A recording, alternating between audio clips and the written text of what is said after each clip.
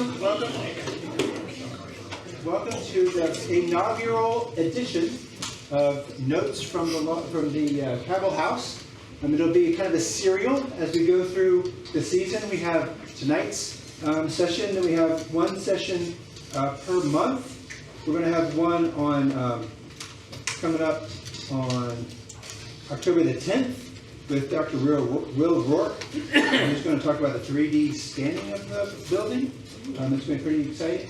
So he's gone through and done a 3D scan of the whole building, and he's going to be talking about that and explaining how that process works and what we can learn about that. November the 7th is going to be Dr. Bruce Blanton giving us sort of an update on the archaeology that's going to be going on through the fall at the site. So that's going to be pretty exciting. The archaeology is going to be on Saturdays throughout the season. He's going to have some students out there. There's going to be 2 Saturdays, October 5th and 12th, where there's going to be an opportunity for some members of the community to participate. It's going to be sign up to be a pretty small number of people, so you'll want to be looking for that and sign up quickly. The Cabell House is a wonderful resource. The Historic Staunton had an opportunity to buy that back in the winter. I had a couple of people tell me, well, a contractor would have already had it finished already. But we're not just flipping this house, right? This is a situation we're taking a very careful and methodical study of the house, because it's not just a house in Staunton. It's got a great history. It really represents the experience of the Black community in a way that many other properties in Staunton don't represent. And so it's a really great opportunity for us to do that. We have Mona Tate here, who is a family member of the house, has spent much of her life going to the house, visiting her family there at the house. So we have lots of people, members of the community who've grown up there, who know about the history. And so we're really taking a real slow, sort of careful look at the house, really trying to tell the story of not just the house, but the community that came up around it, the community as we go through the immediate post-war, all the way through all of the dramatic and controversial and whatever life-changing events that have happened in 150, 160 years that have been since Edmund built the house in around 1869. So it's really an amazing story that we're trying to tell. The notes from the Cabell House will be sort of your serial, your look into this process as we go through telling our story. Tonight, we're going to start with Dr. Lynn Rainville, who I have on here, has quite the resume. She has spent more than 2 decades as an ethnohistorian, studying Virginia cemeteries, enslaved communities, segregated schools, poor farms, and the Commonwealth's role in World War I, written books on all of those topics, has really jumped in and really helping us out. We have an advisory committee. A number of the members here tonight are involved in the advisory committee. They're helping us sort of figure out what is the story to tell. Lynn has jumped right in and really been helping us tell the story. And so really excited to have her here tonight. And without any more introduction, I'm going to give you Dr. Lynn Rainville.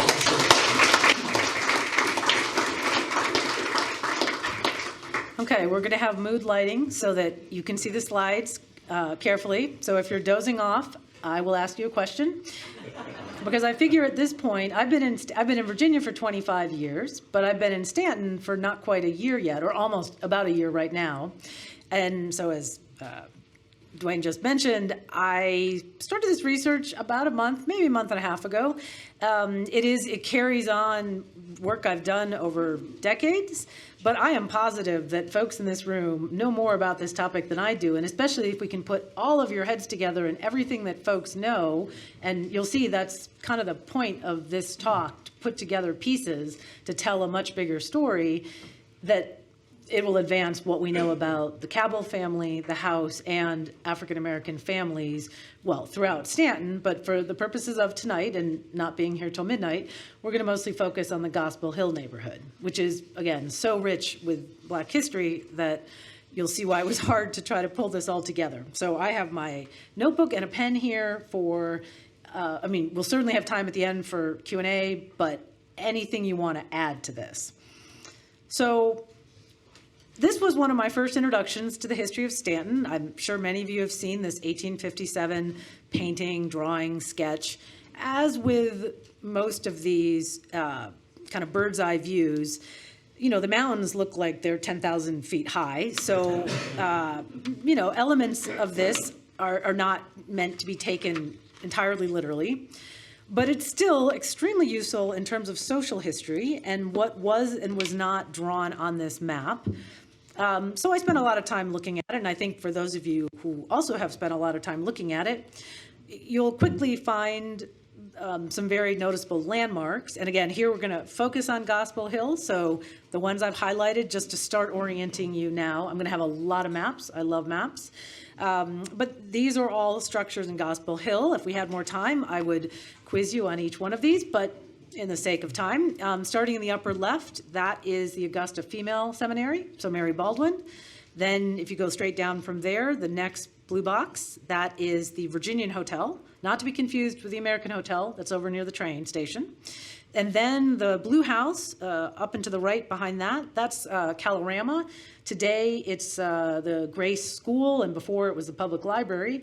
But before all of that, it was a girls' boarding school for a period of time. In fact, the precursor to the Virginia Female Institute, which is today's Stewart Hall. And I'm just going to keep saying all these academy names and hopefully not ever, we had so many academies here and schools, and to not mix them up. And then finally in the far right, the white building in the box, that is yet another one of our institutions of education, and that's the Virginia School for the Deaf and Blind. So all of those, well, minus the hotel, but all of these buildings and the people living and working in these structures will be part of tonight's talk. But, we want to start layering here in this neighborhood. So again, the yellow oval, roughly speaking, is the area today known as Gospel Hill. And then you have the other historic districts, Newtown, Beverly, the Wharf, and the Stewart Addition. Again, the focus of today's talk on African American history, we have to add in all of the other neighborhoods. And by no means is this a complete list. And also this is only focused on what is visible and mostly visible in this painting. So if we were also going to talk about Augusta County, then we broaden this much more so. But this, to me, was a good place to start to think about how much we know about things such as the history of Mary Baldwin or even the history of the Virginian Hotel, as opposed to all these other stories and neighborhoods and people that also have to be part of this story. And of course, places like Uniontown, there is amazing work right now by local African American Genealogical Society and other community members on pulling out these histories, like at Montgomery Park, Uniontown, Johnson Street oral histories, etc. So I have this divided into really kind of three sections: the antebellum period, then focus in on the Cabell house, the Cabell family, and where the house was located as a neighborhood. And then I'm going to broaden it back out again to kind of the postbellum African-American neighborhoods in Gospel Hill. So kind of three different chronologies and three different scales. Certainly to contextualize all of this, starting in the antebellum period with the period of slavery, this map on the far left is often used to illustrate. It is an early version of data visualization done in the 19th century from the 1860 census. So in the 1860 census, there was a census of free inhabitants and enslaved individuals. This is taking data from what's called the 1860 slave census and then mapping it as like a heat chart per county, when of course then West Virginia was still part of Virginia. And you can see that while the density numerically of enslaved individuals is in areas of the Tidewater, Central Virginia, Richmond, if we pull going left to right and the green star is Augusta County, that in Augusta County, although it is not, slavery is not as prolific as to the east of us, work by Nancy Sorrells has demonstrated very conclusively that in this region, 1 in 5 individuals were enslaved, which is 20% is a large percentage of a population to be enslaved. And not only is it a large proportion to be enslaved, but that is a significant 1 in 5 if you aren't studying that population, you're missing, that's not a complete history if you're somehow glossing over it or not really digging in deeply into the lives of these families.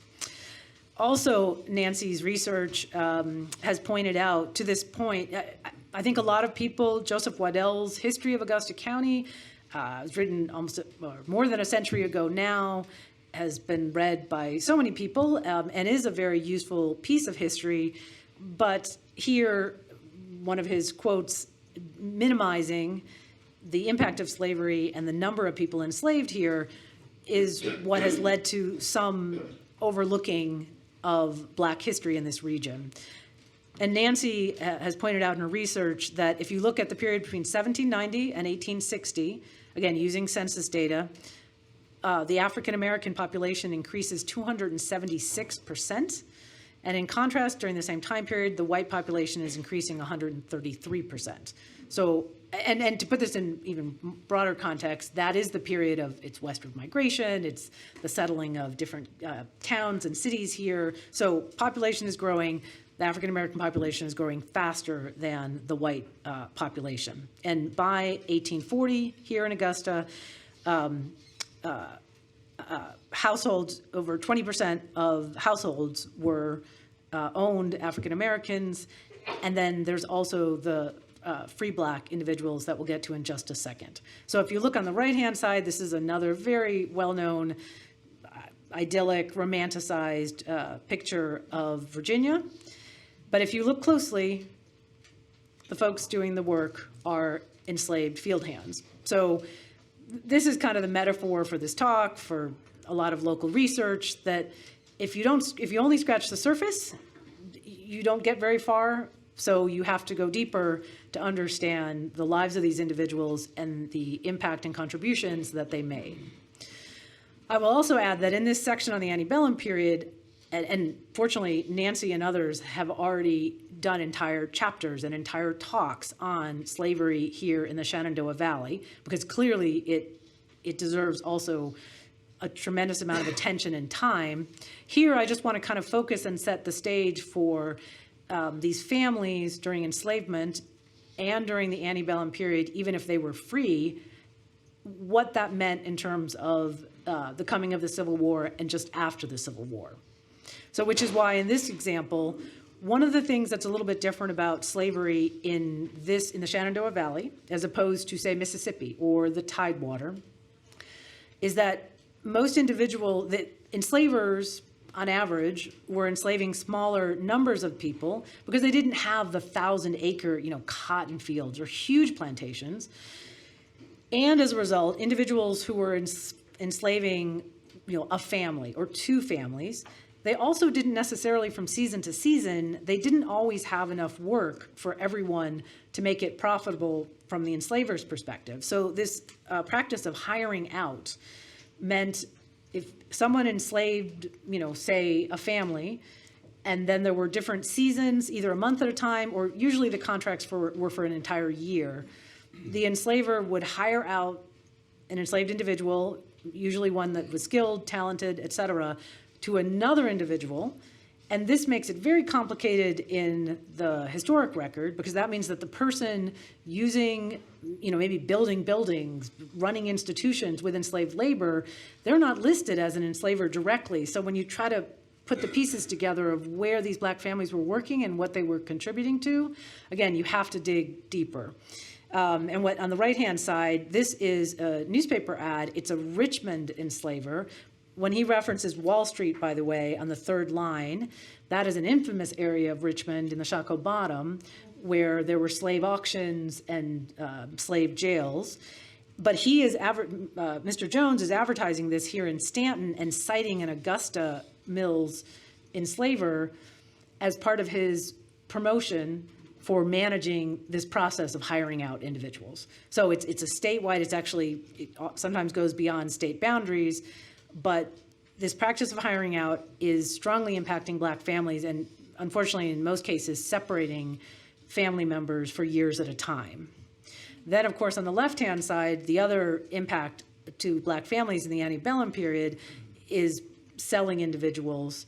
And here, to be clear, this, again, advertisement in the Staunton Spectator from 1861, this is, so Mr. Trotter has died. His administrator, Mr. Newton, is settling his estate, all of his property, including human beings. But they, not once do they use the word family, they list these individuals as a woman, a man, 2 girls, and 1 boy. That is a family. But it's clear the way they're listing individuals as 5 separate people that they're also willing to sell them individually and not as a group. By the way, if you look at the iconography here of, on the left-hand side, an African-American man, on the right-hand side, an African-American woman, you might notice that both of them seem to be, the man seems to be carrying his belongings, and the woman is running with a lantern. Of all odd things, those are both icons that are used in runaway slave advertisements. And so here, whoever ran this ad, that's not what they're suggesting here for selling individuals. So if we turn to here in Staunton, this is one of the many maps that I'll be using. This is, I should have labeled it. This is an 1870 map of Staunton. This occurs as an inset of a much larger map of Augusta County by Jediah Hotchkiss. And what I've highlighted here in green, these are the educational institutions they're all extant in 1860, even though the map is a little bit later, just within this region of Gospel Hill. And you can see the way I cropped it. So this includes in the upper left-hand corner, that is the Staunton Male Academy, not to be confused. The Staunton Military Academy is not yet founded and this is a separate one. Then, of course, down below is the Augusta Female Academy, then the School for the Deaf and Blind, and then one that I think time has, not many people remember, but it's the Eastwood School. On the right-hand side, this is an advertisement from 1866, and it makes it sound, the advertisements for school openings are very confusing because invariably they make it sound like they've been founded that year. This was actually opened in 1861 by the Powers family. And originally it was for girls. Originally it just was for music and French, and then by 1866 and over the next couple decades, it expanded in its mission. And the red circle, which we'll come back to shortly, that is the location of the Cabell House. So I'm going to try on these maps to help you with a perspective of where you are. And the reason why I'm excerpting this example from Eastwoods is that each of these institutions enslaved individuals and also, in most cases, relied on the labor of free blacks. So individuals in the antebellum period who had purchased their freedom, been manumitted, or never been enslaved. So just for starters, you dig deeper in the Gospel Hill neighborhood, and there are black communities supporting and helping run each of these institutions. If we turn to the Powers family for a moment, Pike Powers and his sisters, those are the individuals running the school. And Mr. Powers, this excerpt here in 1850, so there are 2 census years that count enslaved individuals separately in a slave census, 1850 and 1860. And so here in 1850, he is serving as a principal, and he is also enslaving 5 individuals. Meanwhile, at the Virginia School of the Deaf and Blind, this is the French superintendent, Marilot, and he is enslaving 4 individuals. This is where I want to emphasize that, certainly my research into this is just beginning. There are probably people in this room who have already done more into these respective institutions, because, of course, now the next steps are to start matching references from letters, diaries, newspaper ads to try to put names to these individuals. Because that's the twist, one of the many twists to the slave census. It lists enslavers by name, like Pike Powers, Marilette. It very rarely lists the individuals enslaved by name. So what you're looking at here, sorry, I realize I cut off the row heading, but you're looking at the number of individuals on the left-hand side, so that's the number 1, then the age of the individual enslaved, whether they're male or female, and whether in the, frankly, 19th century racist envisioning of an enumerator, whether they're black or mulatto. In other words, this is not how black families are identifying themselves. This is what a white census taker is, how they're assigning people. But that's what you're looking at with these categories. So there's so much, as far for my perspective though, there's still a lot we can do with this information, even if you start with folks who you don't have their names yet, and you're trying to figure out, I mean, everything from where they're born to who their families were, what they did they run away, did they survive after freedom?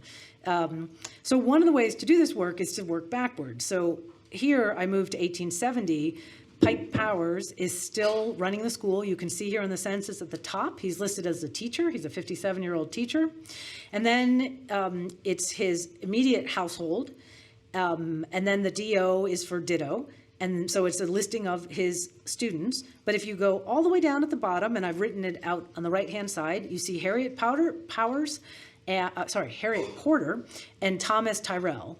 These are both African Americans who now, 5 years after the end of the Civil War, are employees at the school. And in some cases, and again, this is a work I haven't had time to do yet, but one of the places to start is to look at the ages of these individuals, match that, see if they match to any of the individuals enslaved by the exact same individual, the 10 years before, the 20 years before.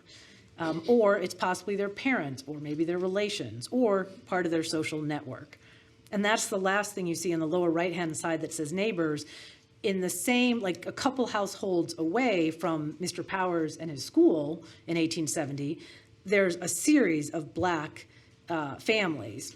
The Tyrrell family, that's, by the way, that the first individual, and I wish I had more time to research. This is a physician. This is a doctor, Dr. Wilson Tyrrell, who was born in 1792. And his family, living next to Betsy Potter and her family.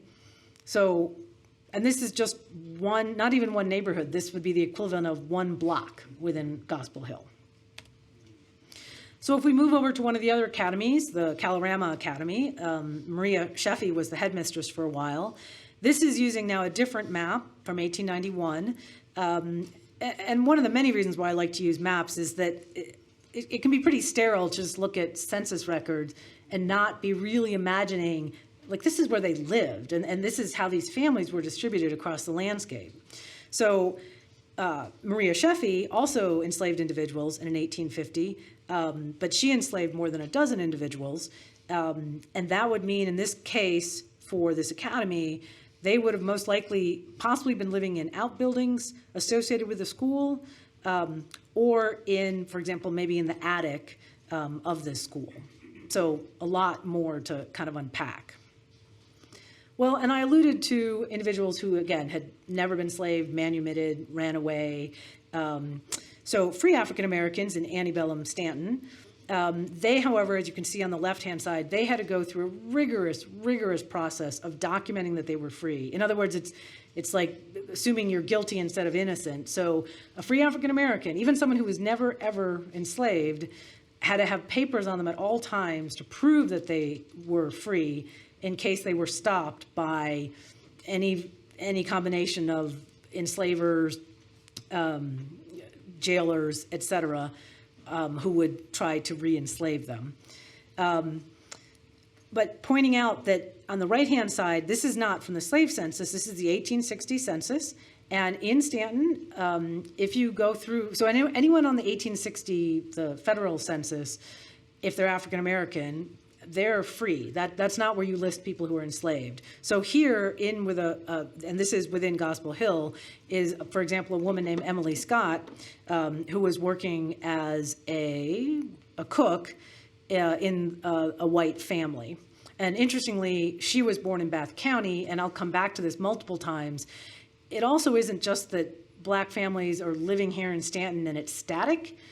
These are families that either through the forces of enslavement or free African Americans and all of the forces of movement and trying to connect to family members, you have individuals coming and going in and out of Staunton from all over Virginia, and then later, right after the Civil War, into the rest of the country.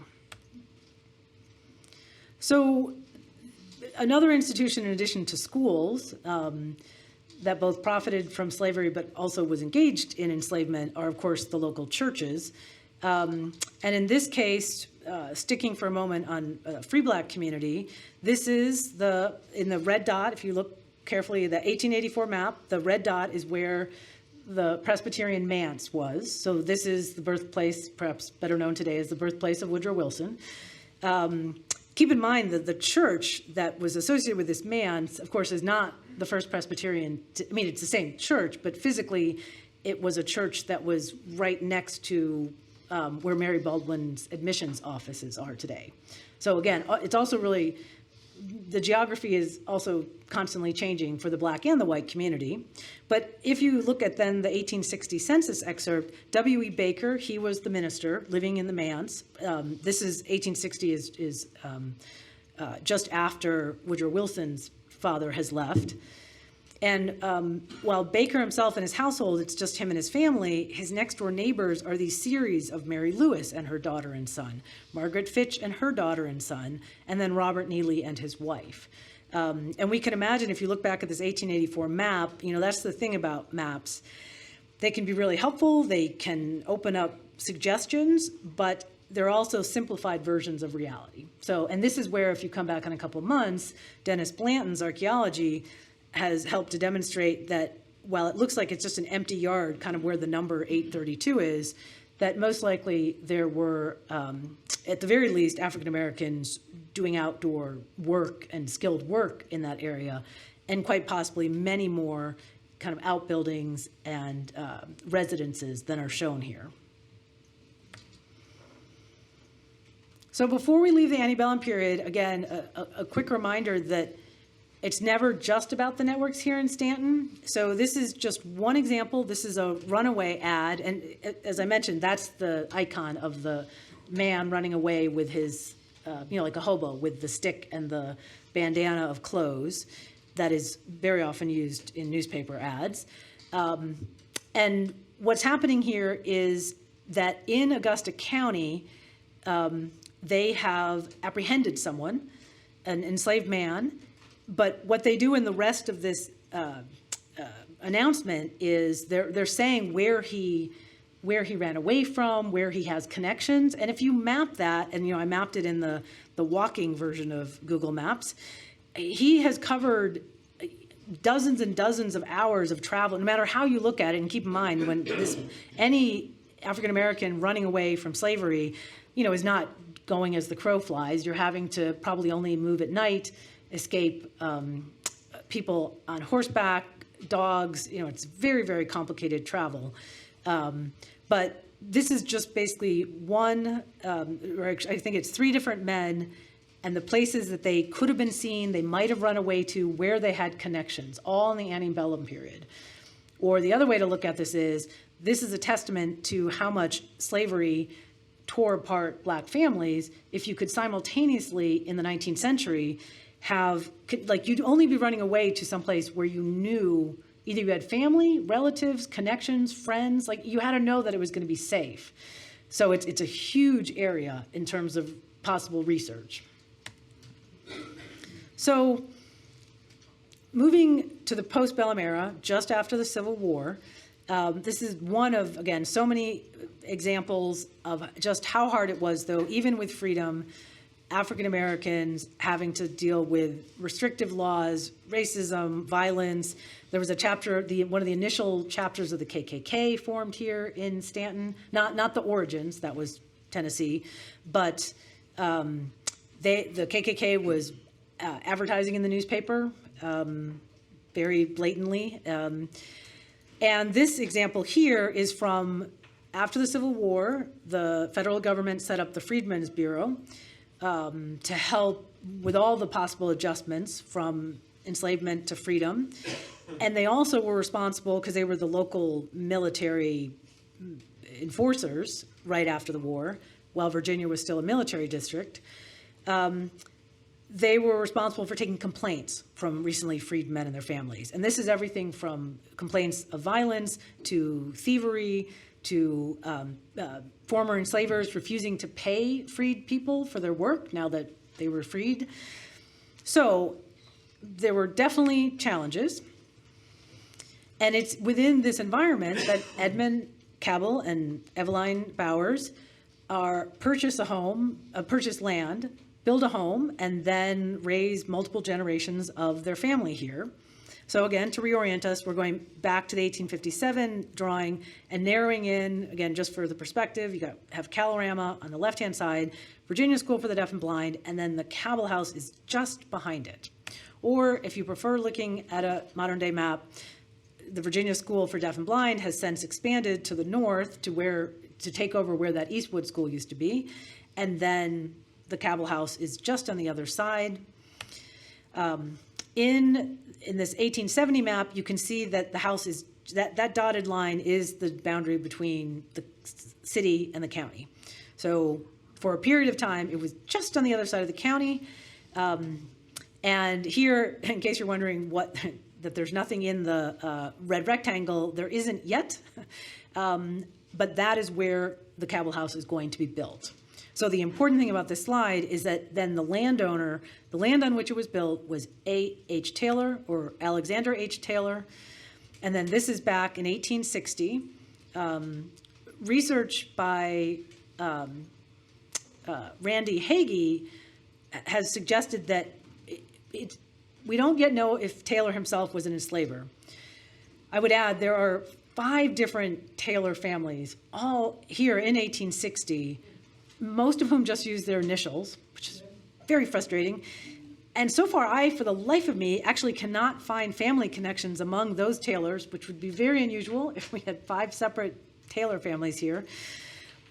But it is possible that Mr. Taylor himself was not an enslaver.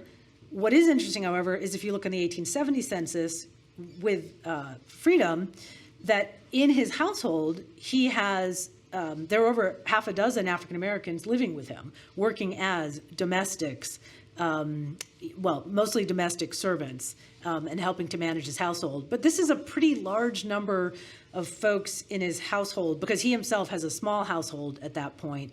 His own family, it's just him and his wife and his daughter and his mother-in-law. So there's a possibility that he is actually providing refuge for folks who had formerly been enslaved and are needing a place to live. And by the way, I have that blue triangle because the unusual thing, if you start looking in the yellow from the top, it's Alexander Taylor, and that column where it says W or B is white or black. And you go through his family and they're all white. But then you see Sally Black, who's 77 and listed as W for white. I am about 99% positive that is an African-American woman, because in the rest of the names, Jane Mosby, for example, is his mother-in-law. Like, you kind of already accounted for his direct family members who are alive. But the telling part is if you look to the right of Sally's name, it says no occupation in the category that's for occupation. This is a 77-year-old woman. It is extremely rare in the census for an older, mature woman to be listed. I mean, the assumption would be that she no longer had an occupation, even if it were a man. But for an formerly enslaved woman at age 77, the same standards are not necessarily going to apply. So it's something, and by the way, there is an African-American Black family and an African-American woman named Sally Black. So again, that's part of the extra research to figure out. And as an aside, so census takers, of course, make mistakes. They make mistakes in all sorts of ways, and they also make mistakes just because it's clear that they've gotten their columns mixed up. So, can't believe everything you read. Don't worry, we're not going to read these. And again, other folks in this room, and especially with HSF, have done some great research. This is the documentation, first in 1866, when Edmund Cabell buys the land from Mr. Taylor, purchases it for $50 with 10 gold pieces. And then in 1874, I don't want to spend too much time on this right now because it's actually quite interesting, but the deed in 1874, by then Mr. Taylor has died. So it's actually a legal document with his widow, Sarah Taylor, and the Cabells. And, well, the first couple sentences talk about how, because Sarah Taylor, meanwhile, is a white woman, has only certain legal rights. So it lists every single man in her life. her father, who's dead, by the way, her husband, dead, and then her son-in-law, who is alive. just to give her a little more validity, because, you just never know with women. We could be up to something. But then the rest of this deed basically says that if the Cabells, specifically if Edmund and Eveline stop living on this land, that then the Taylor family reserves the right to buy back, not just buy back, but to be reimbursed for the land and to get the land back. So, and you'll see in a moment why it's particularly interesting that that's there. So, the Cabell House. This is it today. Again, between Will Rourke's digital reconstruction and other architectural experts, I won't even try and describe. I mean, it is obviously a 19th century historic log cabin. It is, today just past the Virginia School for the Deaf and Blind, past the parking lot on the right-hand side. This is a much shared photograph because it's just so wonderful. It's the only photograph that I think we have so far of that first and second generation of the Cabells. In other words, Edmund and Eveline, and then this is one of their 9 children. Washington Cabell, who usually went by Wash, and it's him in the late 19th century. You can see there's multiple dogs, not just the dog he's carrying. He's got dogs all the way along the side of the house. You can see an outbuilding in the back. I mean, it's just an incredible photograph. I should add that while here he's shown with dogs, in the early 1900s, he's also an award-winning pig raiser. So he, in the Stand Spectator, he is winning awards left and right for raising pigs. So this might not be the way that everyone thinks about this, but because I've spent 25 years studying cemeteries and gravestones, this is a family tree, but it's a family tree base of the Cabell family based on where folks are buried. And I think you'll see in a second why I wanted to emphasize this. So going left to right, you've got Edmund Cabell and Eveline Boyers. Again, there's not enough time tonight to pull at all the strings of like Eveline's maiden name, Boyers, which is such a historic name for Black and white families here in the Shenandoah Valley, or for Edmund, whether he was born free, was he enslaved? The Cabell family, meanwhile, is a very large family in Nelson County, and there's a suggestion that he himself was born in Amherst or Nelson. So there's a lot to do in terms of where they were born, their parents, and going further back in time. But for the moment to go forward in time from that, here are their 9 children, listed in order of their birth dates and where they were buried. So for example, George, their eldest son, who was buried at Fairview Cemetery, and 1869 is the year of the founding of that cemetery. And everyone who has that blue, the Harriet, Edmund, and Thomas, it is not yet clear where they are buried. I should add that for Edmund and Eveline, there is not a visible gravestone, but it is highly suggestive that Eveline, well, she is almost certainly buried in Fairview, and it is most likely that Edmund was buried there. The caveat is, we're not entirely sure when Edmund died. He's there in the 1870 census. He's not there in 1880. He dies somewhere in between. And Fairview has just been founded in 1869. So there are still some complexities here. And if you go down and look at the green line that I have going across, all those children were born before they built the house. So again, something else to pursue is, it looks as if they were maybe living in the area of Middlebrook in Augusta County before they moved to this plot of land. But certainly all these children they have a whole other life somewhere else before they come here. And then it's only their older children who could have been born in the house, depending on exactly when the house, because again, purchasing land in 1866 is of course not the same as building a structure. And then the gravestones that are extant on the right-hand side, this is the top right-hand corner. These are both in Fairview.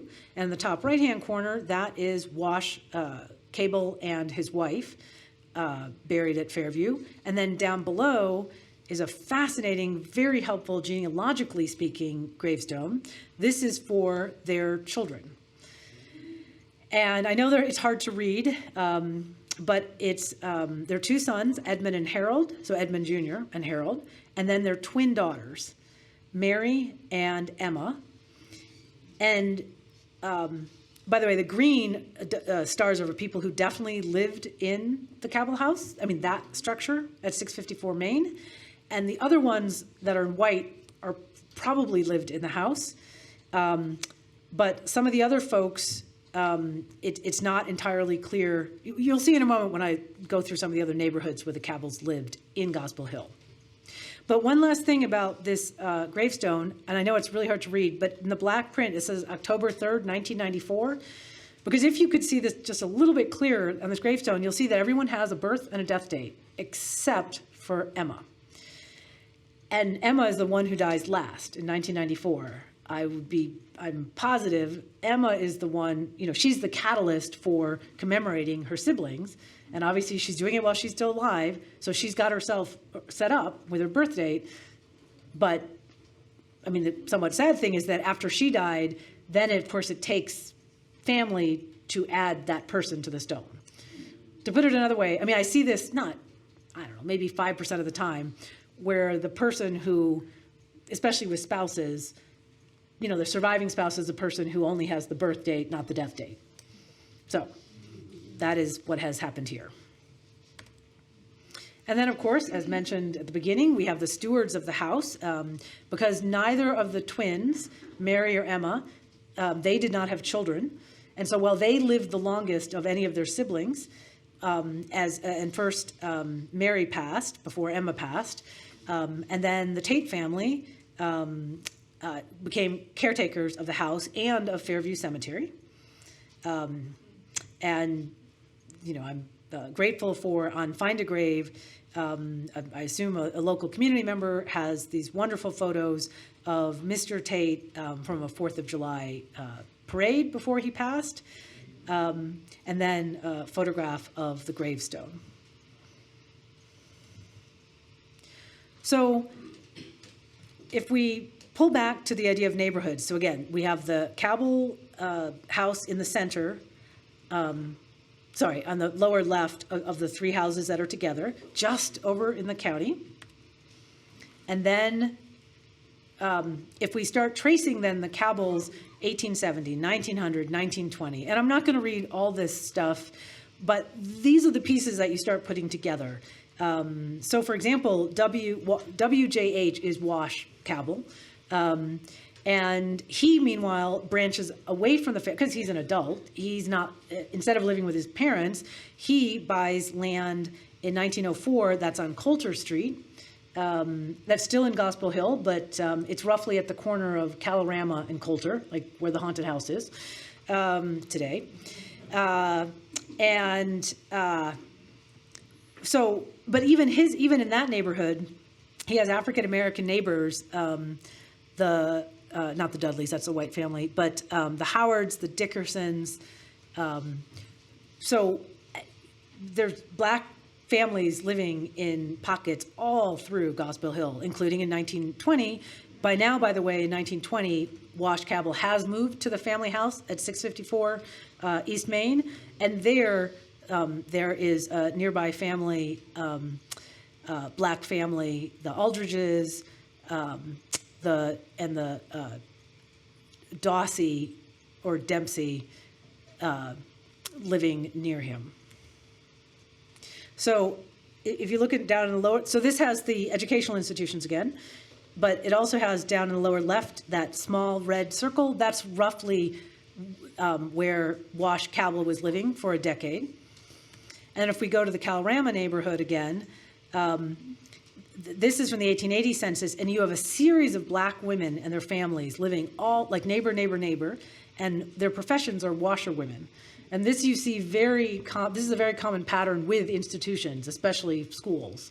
So, I mean, basically black women are helping run that daily, it's the laundry, it's picking up the laundry, it's managing it for, in some cases, hundreds of students in some of these institutions. And most likely these women who live, by the way, right now it's conjecture. I have not yet had the chance to go through deeds and or rental agreements, but most likely along Calorama Street, because so many of the other houses are historic houses where we know where they lived, but that part of Calorama, which is, to the east of Coulter, there's a series of houses and houses that have been clearly torn down. And it's quite possible that these women were working for the Virginia School for the Deaf and Blind, which is shown in green. I started, I was never going to stop, because I started, you have Edmund and Eveline, then you have 9 children, some of whom die young, but most of whom live to adulthood, 3 of whom go to Chicago. But tracing, for example, Wash Cabell and where he's living and who his neighbors are is part of what I did to create a map. So this is, again, the blank map, or the base map of that 1884 Hotchkiss map. By the way, not to be confused with, it's still Jediah Hotchkiss, but he has an 1870 map of Staunton, and then this is the 1884 map. And in case you haven't seen it before, all these little numbers, it is the most magnificent map, because every number corresponds, it's a list of people who lives at each number.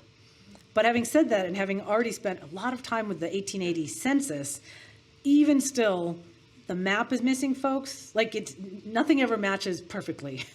You're missing people on the map, and you're missing people on the map who are missing in the census.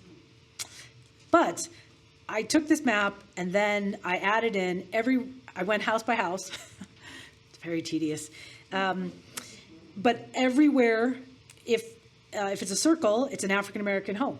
They're either owning or renting, and if it's a diamond, they're African-Americans living in a white home. So, for example, what is today the Dolores Lazur, the gray house that's on the corner of Coulter and Beverly, that's connected with Woodrow Wilson, that was Mrs. Effinger, and she lived with 5 African-Americans in 1870, right after the Civil War.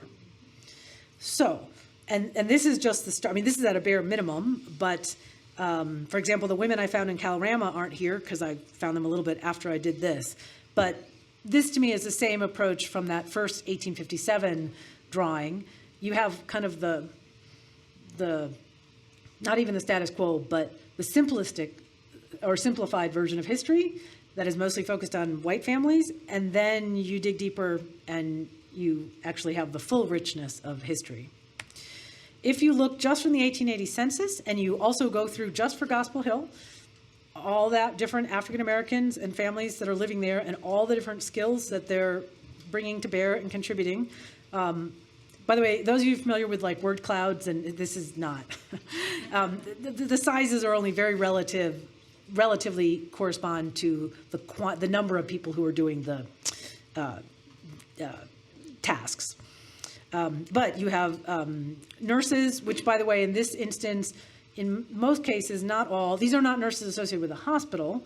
These are nurses raising white children, in many cases throughout until adulthood. But wide set of skills.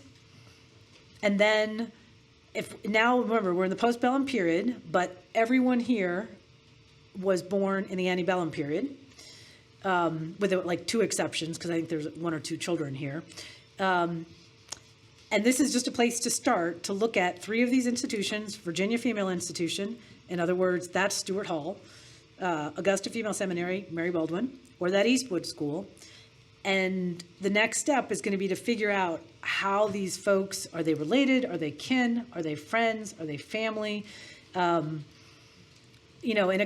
almost any community, it's not random associations. How people get jobs, who they know. And if we look in 1880, the Eastwood School has since closed. One of the things you'll start to see if we kept doing this 1900, 1910, 20, one of the things that I think contributes to the misunderstanding about just how large the Black community was here in the 19th century is that, in 1860, it's about 20% African American here in Staunton. And today, the African American community is about 4.6% here in Staunton. So, and that huge decrease, well, there's a lot of reasons for that, but not least of which is Black outmigration, moving to the cities, moving to Baltimore, Chicago, Richmond, to the north, to Ohio, to reunite with family elsewhere.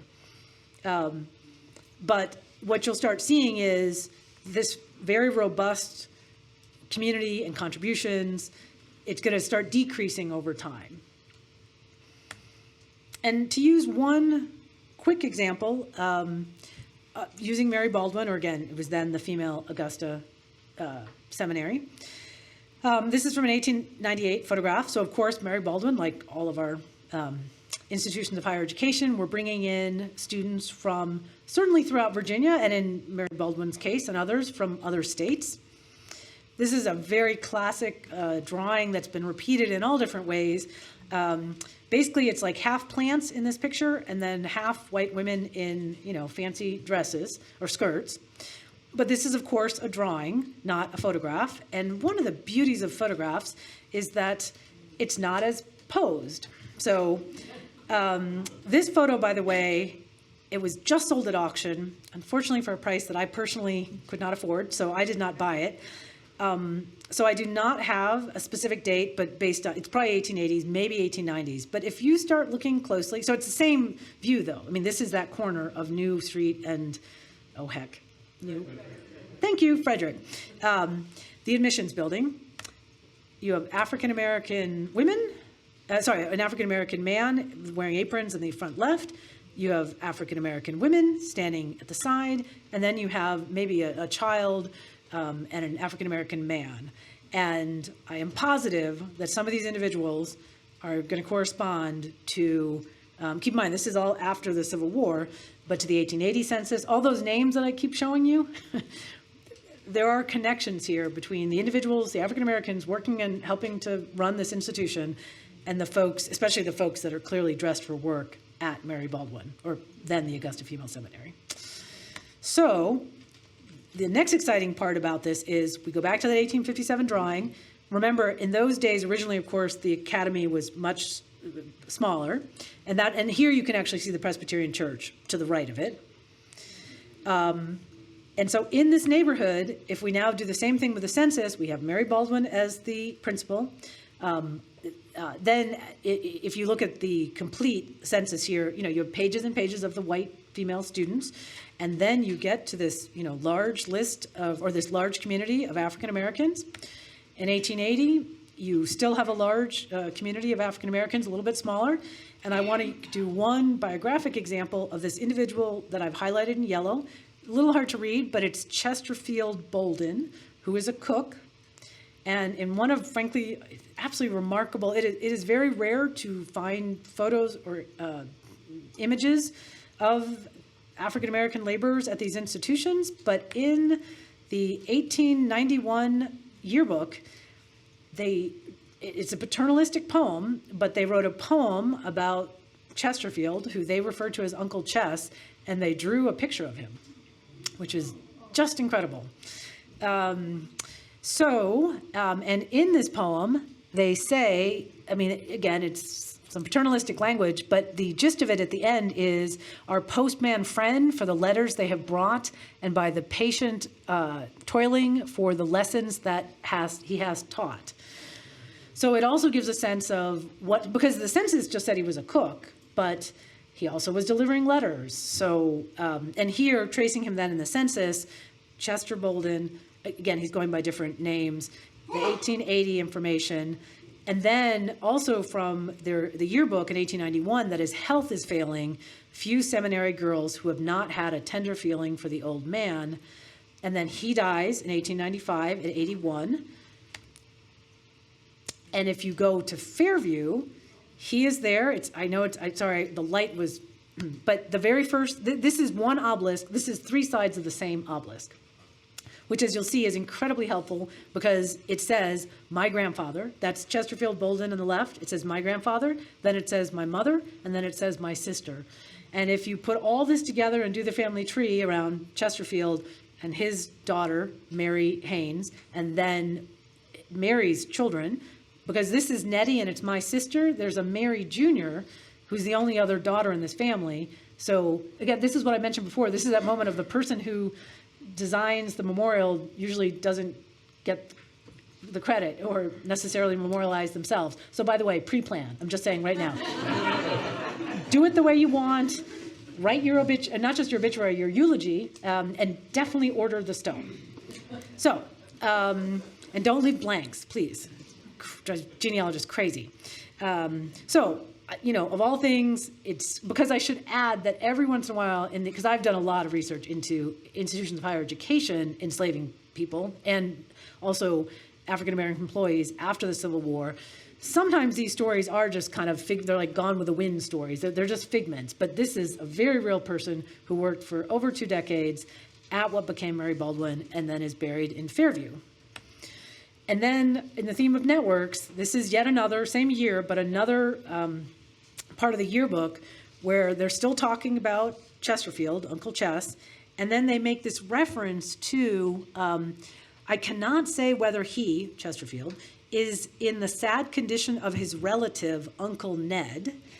And this relative, this paternalistic use of uncle, aunt, is not, it doesn't mean any real kinship connection for the students. But if you go back to the census, there is Edward Pleasance, and Ned is, of course, a nickname, just like Chess, they're using Chess for Chesterfield. So I am, again, 99% positive that they're referring to Edward Pleasance, who also worked for the institution. And while the interesting question is, do they mean this remotely, is Edward Pleasance related in some way to Chesterfield Bolden?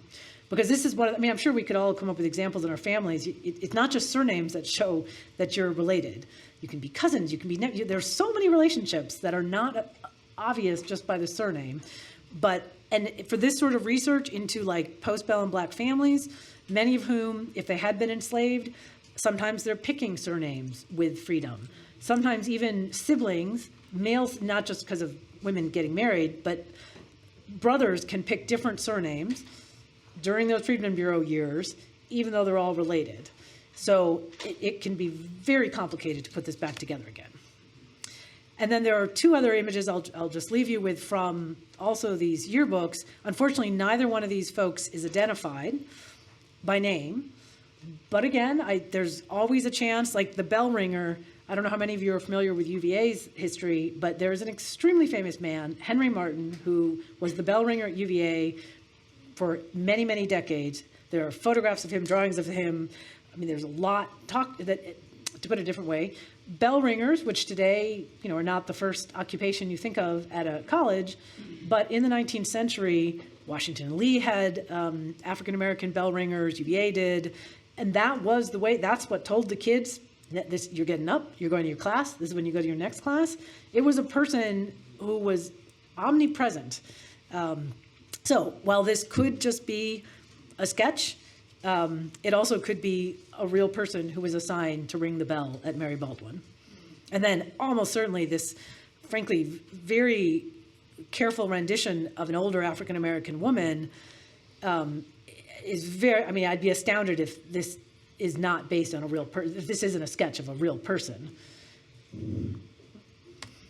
So, in my last couple minutes, again, I myself have been studying historic Black cemeteries for many, many decades. So I would be remiss if I didn't remind all of us what incredible resources they are for this sort of history. This is Fairview Cemetery. It's a Google, looking at a Google Maps, an aerial view. And I start with this just to remind us, for those of you who have walked through this cemetery, and the same thing happens to some extent at Thorn Rose, when you're down in the cemetery, it doesn't look very, it looks a little bit haphazard, because what you're looking at is Fairview and many cemeteries. They're selling plots, and the plots are very regular. They're rectangles. They're, I think at Fairview it was like 2x3 plots and maybe 4x6s initially. But when you have a plot and then you start burying within it, everyone's going to do it a little bit differently. Do you put an obelisk in the center, in the edge? Are you leaving room for other generations? So then when you start on the ground, it's hard to reconstruct what the actual family groupings are. But most cemeteries are based around family connections and groups. And you can see it much clearer when you look at it from the air, and you can start seeing there are very clear rows, and then there are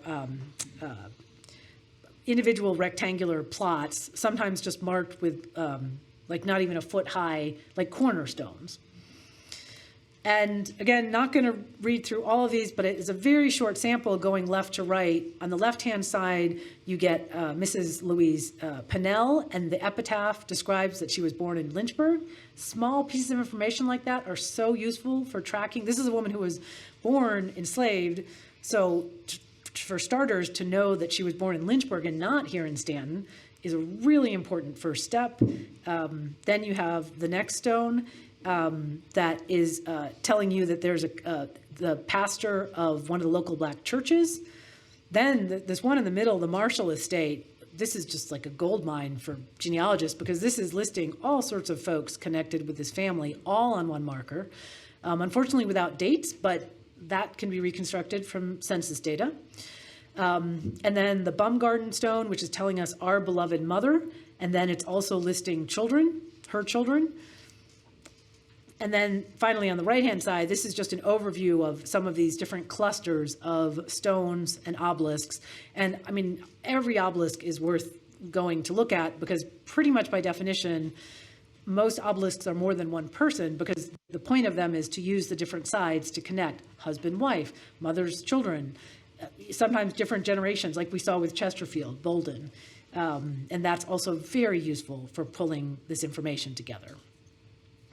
So I'm going to leave you by zooming out, as I've been kind of alluding to all along. This also isn't just a local story of black families. These black families have connections all over. And this is taking just one example of one newspaper and one issue, a 4-page issue of the 1928 Staunton Tribune, which was a black newspaper. Jennifer Vickers donated this copy to the Shenandoah Valley African American group. And even though it's just one issue, what I did was map the beautiful thing about older newspapers is they have a tremendous amount of gossip in them. They're just fantastic. And this newspaper, as a testament to these connections of black families and churches and schools and communities, this personal chatter, personal news, news of interest. Well, these were news of interest, et cetera, from Charlottesville, Orange County, as far away as Chicago, Baltimore, Delaware. Every blue dot is mentioned as a geographical location somewhere in these 4 pages of this one issue. It all having to do with black families, not just random news items. So lots and lots of connections. So if we circle back to the Cabell family briefly, I alluded to this. 3 of their sons end up dying in Chicago, but also having successful careers in Chicago. Again, part of this out-migration, looking for better opportunities during the Jim Crow era. And then one of the widest afield references I've seen in quite a while, as a testament to the Masonic Lodge system.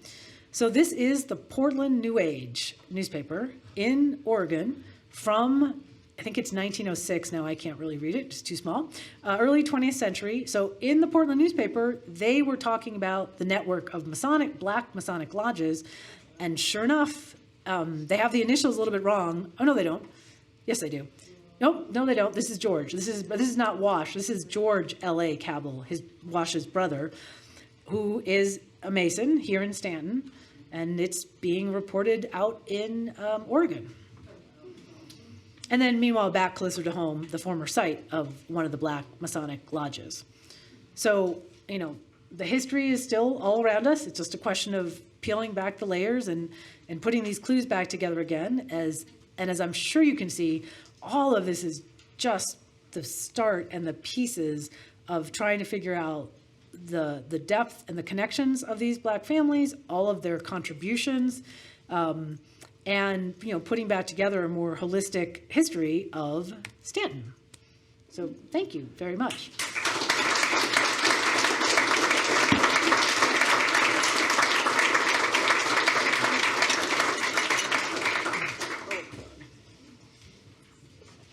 And I wasn't kidding about the clipboard or the pen. Questions? Comments? I'm going to start calling on people. Yeah. Oh, yes. Sure. No, you start here.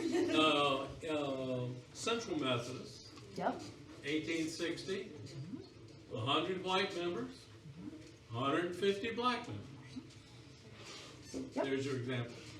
Yes, and right, you can imagine, and there are many historians who've done great work on both entire histories of the Methodist Church, Presbyterian, and whether it's segregated services, baptizing folks, teaching schools. It's much more robust than me giving a couple examples. within Gospel Hill. Yes? All right, so what piece are you tackling next? What's your next? Well, honestly, I got up at There's 4. lots of different ways you could go, so what Yeah. are you tackling next? This all came together when I got up at 4:30 this morning and haven't stopped yet. So I'm not sure. Really, I wish I had that sort of organized approach to my research. I really don't. But I would just say that every single slide here, for every slide that I kept, there were 4 or 5 other slides that just weren't, I just didn't have it coherent enough yet. So really what I would just do is I just go back to the slides. I mean, for example, tracing the Cabell family members who did not go to Chicago, and by the way, one of them, a daughter, Rose, she died young, but of the other, like Wash and George, and there are a couple other brothers, their residential pattern is actually, I just assumed in the beginning, well, they grew up in the Cabell house. That's not the case. They are in different, like for example, Wash, he's in Philadelphia for 1 year working. So, and he served, one of them ends up serving in the Navy briefly. There is just a lot going on with this family in, just even over half a century. So that's one of the places I would say, because that's all also part of this Staunton story. How did the Tates end up? I mean, are they related? Are the Tates Well, we related? knew them. It was Murray Cabell was my mother's godmother, and Emma Smith was my mother's sister's godmother. So that's how we knew them and everything. Yeah. For a long, long time. So how's Carl related? He's my nephew. Your nephew? Uh-huh. And this is a perfect example of, it's not a blood relationship, but it's a very important familial connection. But when you think about this and you go back another 100 years, like, thank heavens we have Mrs. Tate here, to help remind us and explain. But it's looking for those sort of that's why I'm doing all this work with these kind of social networks, because I'm positive these same sorts of connections are also helping explain some of these patterns of employment, residential expansion, et cetera. It's not the same as going to just a gravestone and being like, aha, it's their spouse, it's their child. It's all these other rich connections, including through church membership, school teachers, all of this. Yeah. I didn't know her last name. I think it was Cabell. Miss Emma, Yeah. who was That's- one of the last to live Yep. in that cabin. We moved to Beverly Street in the 70s. And I remember when she died. 1987.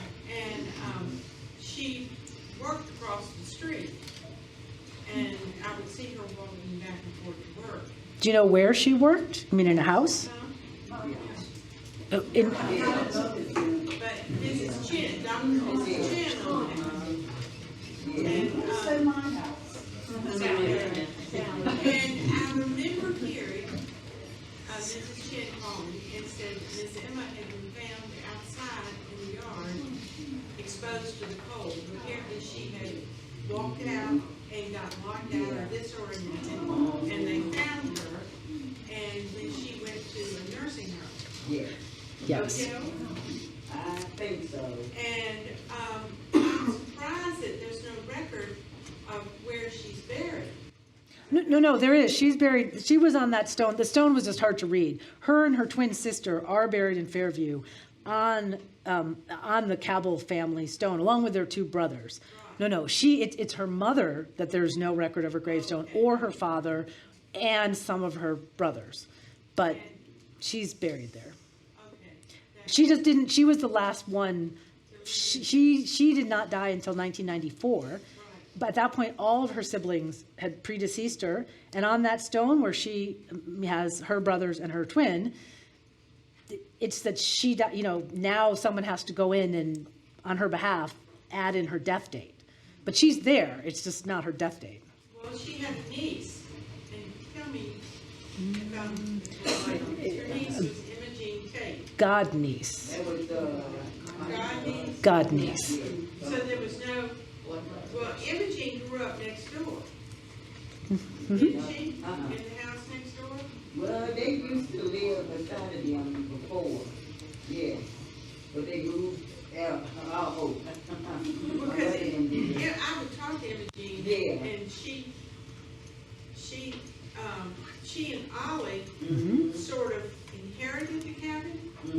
that Yes, right? they were taking care of it. But so, what was the connection with Miss Emma and Imogene Tate? We were all, friends. Friends. She was my mother's sister's godmother. Okay. Mm-hmm. It's And the so, but godparents.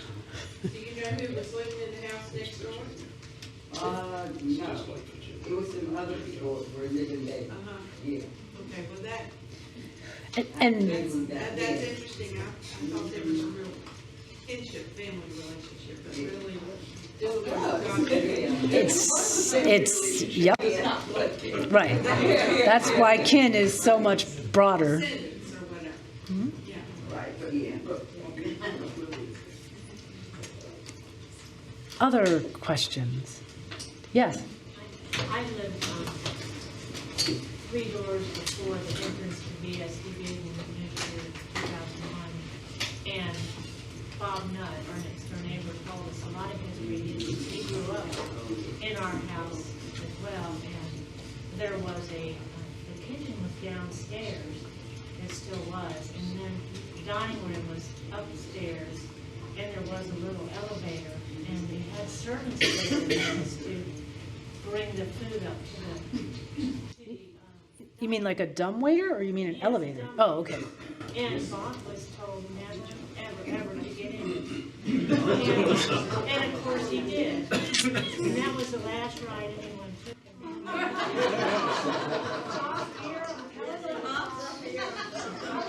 Next door neighbor, that's the best in the best next door neighbor. See, these are the social connections that matter. You never know who else is in the room. Was I telling a true story, Bob? Was that a true story about getting?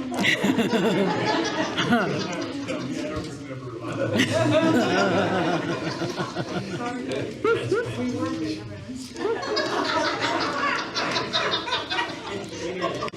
friends. Any other questions or comments? Yes. Thank you. One last one, and then we'll, yes. Explain again the Masonic Oh. link to that building. Was that the name of it, Masonic? No. I think it's the site. It's the site of. It's not the building itself. The side of the building, there was a door that goes up to the second floor that. Right, but was it called Masonic or did they have a different? No, they're Masonics. No, 18. Yeah. 18. Yeah. Yeah. Well, thank you all very much, and please keep telling HSI.